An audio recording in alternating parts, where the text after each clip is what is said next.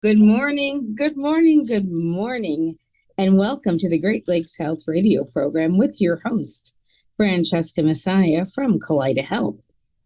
Who is Kaleida Health?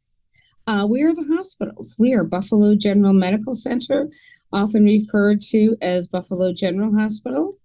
We're Oshai Children's Hospital, Gates Vascular Institute, along with Millard Fillmore Suburban Hospital, the Visiting Nursing Association, the VNA, where they are able to have home care come to you 24 hours a day, 7 days a week. We're DeGraff Medical Park. And we have clinics all over throughout Western New York, really throughout Buffalo. We have adult clinics. There's one on Hurdle Elmwood. It's called the Hurdle Elmwood Clinic, and it is on Hurdle Avenue. We have two children's clinics. We have Niagara Peds, that's on Niagara Street, next to the Tim Hortons Donuts. Niagara going towards West Ferry. And then there's another pediatric clinic, and that's located on Niagara. That's located on Broadway Avenue, across from the Broadway Market. We have two women's health centers. Again, we have one across from the Broadway Market, and we also have one on Kensington Avenue. And I also want to mention that all of our clinics within the city of Buffalo are all on bus routes.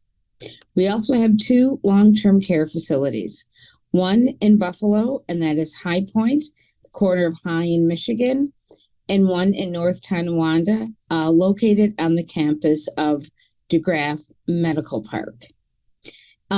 If you're interested in catching some of our videos, watching some of our videos, sharing with your summer camp students, sharing with your PTA, your PTO, your church health clinic, for about the past 3 years, this program has been recorded. To find our recordings, you would go to www.kaleidahealth.org/videos. Again, that's www.kaleidahealth.org/videos. Kaleida is also available for outreach, speaking engagements, both in person and virtual. And we also have a new area called workforce development, pipelines to careers in healthcare. If you're interested in learning more about, Kaleida is hiring. First and foremost, we are hiring for numerous positions if you go on our website. But if you're interested in learning more about career development and pipelines to careers, please call 716-863-8717. Again, that's 716-863-8717. And remember, we can have a careers table along with outreach, so we can do both. Well, let me move on to our guest for today. Our guest for today is going to be talking about what's one of our favorite topics, COVID. So today's program is called COVID-19, The Next Steps. And our guest for today is Dr. John Selleck. Good morning, Dr. Selleck. How are you? Good morning, Fran. How are you? I've managed to stay well. Oh, good. Oh, that's wonderful. So have I, knock on wood. Dr. Selleck is the hospital epidemiologist, and he's also part of the medical school and infectious disease. Is that true? Did I say that correctly, Dr. Selleck? A professor of medicine in the division of infectious disease is correct. Yes, of infectious. And for those of you who don't know, I'll let Dr. Selleck talk about what exactly is epidemiology and how infectious disease impacts every single part of our lives, every single part. But today we are going to be sticking with the topic of COVID and the next steps. So Dr. Selleck, how has the severity of COVID changed over the last 3 years? Has it changed over the last 3 years? Yeah, it's been very interesting because we try to put the bad memories behind us, but if you remember back to the spring of 2020, and we saw very large numbers of patients becoming severely ill and dying. The hospitals were overwhelmed. They had to cancel most of their other surgery. And now, if you fast forward 3 years to May of 2023, there are still COVID cases. There are a couple who make it into the hospital. Not very many at all make it into the ICU. So what we've seen progressively, but especially in the past year, is that for a variety of reasons, because we have more community, community-based immunity, mostly through vaccines, but also people who have had prior infections. The virus itself has probably changed somewhat over those 3 years in terms of how sick it is making people. So, we're really dealing with this, more, right now, looking at it more along the lines of an average kind of respiratory infection. It's still, a bit more severe than, say, the common cold.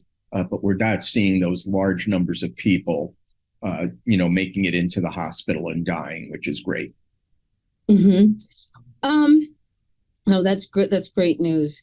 Now, I mean, I have to say, I know of people who have long-term COVID, and I'm just wondering, is long-term COVID, is it more common or is it less common?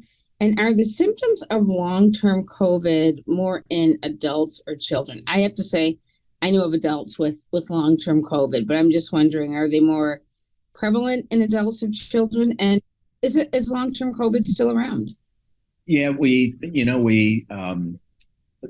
many infections, we see people who remain ill for a period of time after they get over the acute infection.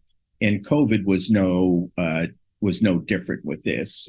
Most of the long COVID cases that we've seen happened early on, before we had vaccines and before the disease seems to have become, a bit less severe. So, we're hopeful that, this is going to continue to go in this direction where this is, much less common now, excuse me, than it was back in the spring of 2020. Most of what we know about long COVID has been in adults. There is some in children, and most adults, the things that are most problematic for them are prolonged respiratory symptoms, especially shortness of breath, and fatigue related to that, and a lot of whatever you would want to call, neurologic or cognitive. People, often refer to it as brain fog or, not having the mental acuity. But it seems like it's less in, and one of the problems we have with this is there's no absolute definition of long COVID. So a lot of people, not everybody is calling the same things, but it seems like it's much less now with the current variants that are circulating, and it's less with people who have been vaccinated. Mm-hmm. Well, that's good to know, because I know a couple of people who had to stop working for a while because of the symptoms. Yeah. Well, and speaking of that, will the long-term COVID symptoms, do they eventually disappear? It seems like they generally do. There's probably a small number of people who have more prolonged symptoms, but it seems like most people start to get better after several months. And this is what we've seen with other diseases like mononucleosis. Most people get better fairly quickly, but other people will, remain fatigued for a prolonged period of time. So we're hopeful that the vast majority of people will get back to kind of a normal life. Mm-hmm. Yes, definitely hope that. Which COVID vaccines are still available? And to prevent COVID, how many doses of the vaccine are recommended? It's this has changed a lot over the time that we've had the vaccines, which is a little bit more than 2 years. So right now we still have the two mRNA vaccines, the BioNTech, Pfizer, and the Moderna. There is a protein vaccine, what's called the protein subunit vaccine. So the company actually grows up a lot of the S protein, the spike protein from the coronavirus that you've heard about so much on TV, and then that is given as the vaccine. So those are the ones that we currently have in the U.S. Other parts of the world have whole virus vaccines, especially in Asia. And there are still some of the what were called adenovirus vector, where the spike protein gene was put into another harmless virus. The Johnson & Johnson is the one that was approved in the United States, and I believe that one is now off of the market. So we still have very good supply of the Pfizer and the Moderna vaccines. In terms of how many doses are needed, we've kind of been learning this as we go along. So we knew from the original studies that you need that kind of baseline 2 doses. Right now, the Pfizer and the Moderna vaccines are composed of components from the original COVID strain and the more current COVID strains. You frequently see this referred to as a bivalent vaccine. So the current recommendations that everybody gets the core 2 doses of vaccine. Most people should get at least 1 booster. And some people, people who have very suppressed immune systems, if you're a transplant patient, if you have cancer, if you're on any of the other drugs, that you see advertised on TV all the time that modify the immune system for rheumatoid arthritis or Crohn's disease or such things, then you should probably be getting more frequent boosters. So people over the age of 65 certainly can get more frequent boosters. We'd like to see at least a few months between each dose of the vaccine so that the immune response can develop properly. So I would think that most of the listeners right now would be in line to have at least 3 doses, which is the 2 primary doses, and then 1 booster down the line. And there will certainly be a number of people who should be getting more than that. Mm-hmm. Okay. If you're just joining our show, our topic for today is COVID-19, the next steps. And we were speaking with Dr. John Selleck, who is a hospital epidemiologist and an expert in the field. He's the go-to person you would probably have seen on our local stations talking about COVID. And so if you're just joining us, that's what we're discussing. Dr. Snyder, so I know you just talked about the 3 vaccines. What if someone joining the program is thinking they have to run out and get 3 vaccines? For someone who has completed all the vaccines, do they have to go out and get any, or are they good? Again, it's somewhat individual based on each case. And actually, if people go to the cdc.gov, people who have access, cdc.gov, and go to the COVID-19 page, they've made up some very nice, multicolored graphics, showing, based on who you are, your age, and your, if you have these immunocompromising conditions, how many doses they should get. Most adults, especially, people who are, up in the, 50, 60 and above age range should have at least 3 doses of the vaccine, the two base doses, and then one booster at least. Mm-hmm. Okay. And can people still get the vaccines at the drugstore? Or I think Wegmans or Target may have been giving them. I mean, are they still available if someone hasn't had any of the vaccines? Can they go to those locations that were there before? Yeah, I think that by and large, we've seen much of the vaccine distribution shift from, if you remember back in the very beginning, early 2021, there were, that the county and the state health department had clinics set up all over. The VA had clinics set up. Now most of this has shifted to either going to drugstores or your family doctor generally will have them available. So it's still pretty easy to get them. Okay. How about wearing a mask and hand washing? We heard that for a few years with COVID. Can we relax? I know that people aren't wearing masks as often, but can we relax that, or do we need to continue that to prevent the spread of the COVID virus? Yeah, I think this is another one where everyone, certainly if you're sick, you shouldn't go into work. Those kinds of things where you may actually be infecting other people.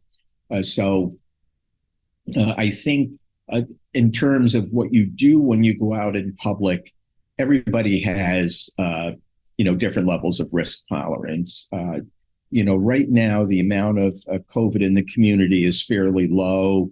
And as I go to the grocery store, you go to Wegmans, you go to Target, you go to, other places, you don't see too many people wearing masks, and that's probably reasonable. I think that if you are an at-risk person, if you're a transplant patient, cancer patient, wearing a mask is a perfectly reasonable thing to do.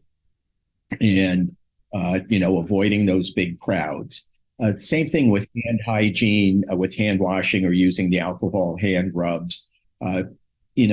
We should do that, pretty much all the time when there's a chance that, there are respiratory viruses around or gastrointestinal viruses around and such.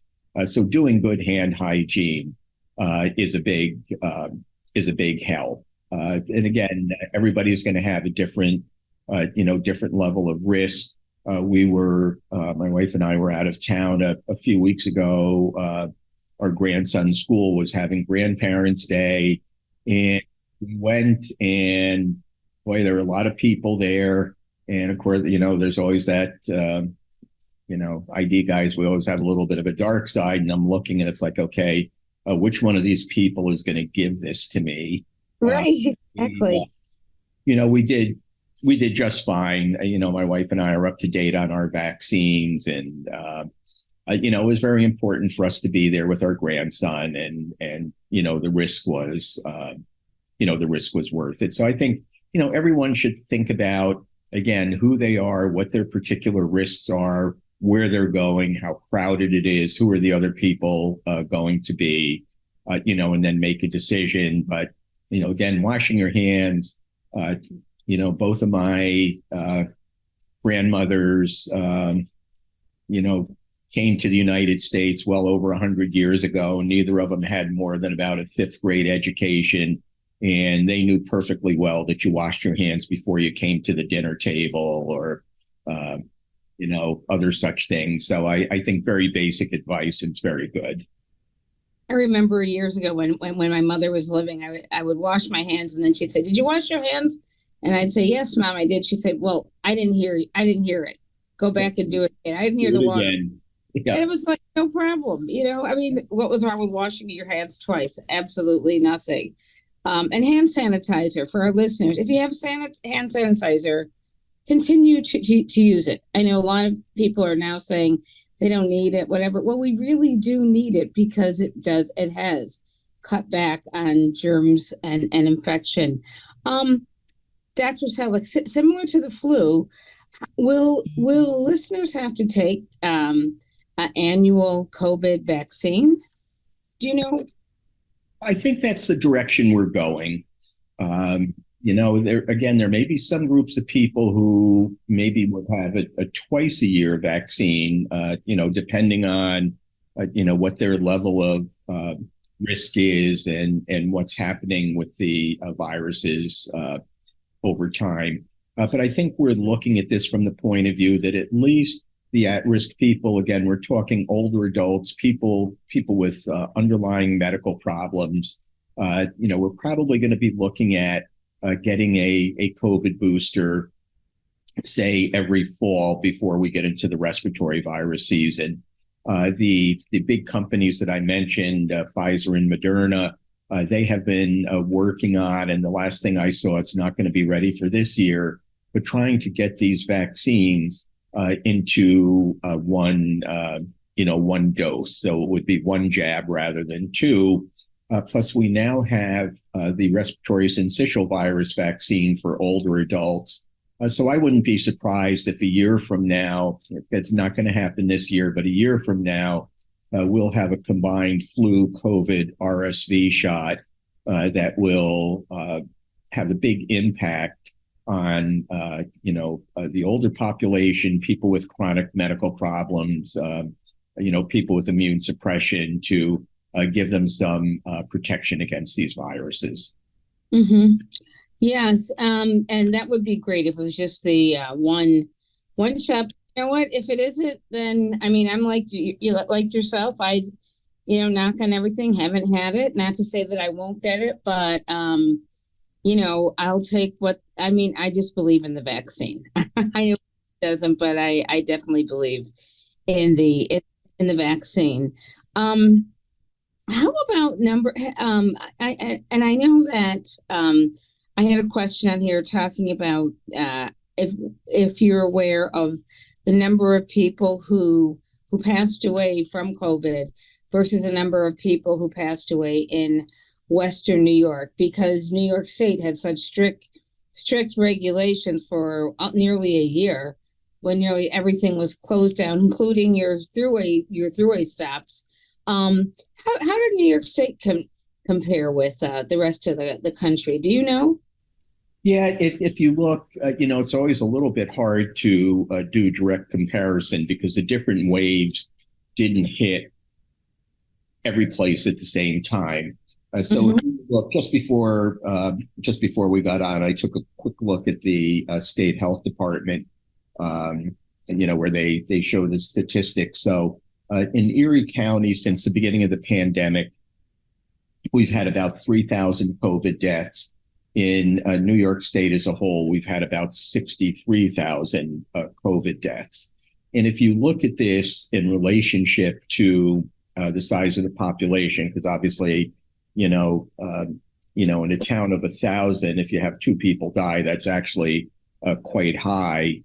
So if you look at it where you put it in relation to the size of the population, what you see is that Western New York pretty much has followed along with everything else that's happened in the United States, with the exception of that very first wave. Downstate, the New York City area, northern New Jersey, I think many people, even though we try to forget them, will remember those, just horrific pictures of.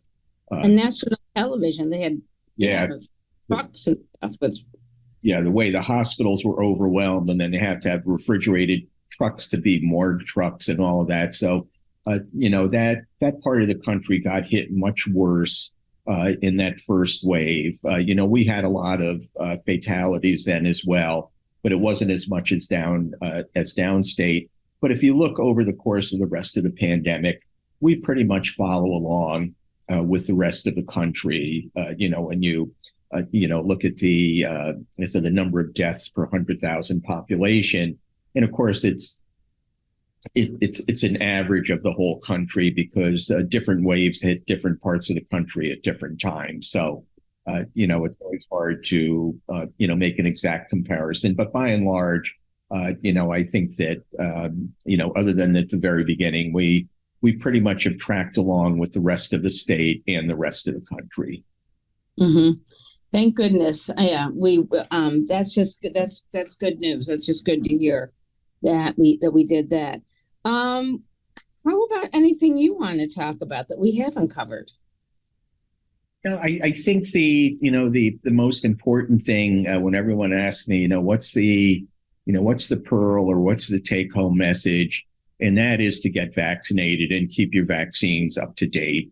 This has been an extraordinarily effective group of vaccines that were produced in very, very expeditious manner. They have, maintained their efficacy. The side effect rate is extraordinarily low. So I would encourage everyone, please check and think back to what you've had and, make sure that you get yourself up to date. Yes, yes. Well, we're almost out of time, and I just want to thank you for being our guest this morning on the Great Lakes Health radio program. Thank you so much. Fran, thanks so much for having me and, for giving me the chance to, hopefully get some information to the community. Yes. And what I'm hoping is that the next time you come back, we'll be talking about something else, or we'll be saying COVID has been eradicated. It is no more. So well, I don't think we're going to see it eradicated, but what I'm hoping for is that this becomes more like the common cold, which is, there are other coronaviruses that cause the common cold. So I'm hoping that this one is going to go that same direction. Oh, yes. I will be hoping and praying with you on that one. Yeah. Well, thank you so much again, Dr. Selig. Thank you, and have a great day. You too. And listeners, I just want to say next week you will hear from my esteemed colleague, Cindy Bass. And Cindy is at ECMC, Erie County Medical Center. And I know she's going to have a wonderful topic. And in 2 weeks, God be willing, you will hear from me, Francesca Messiah, Manager, Workforce Development for Kaleida Health. Take care, be safe, and if you haven't received your COVID vaccine, they're still available. Bye-bye.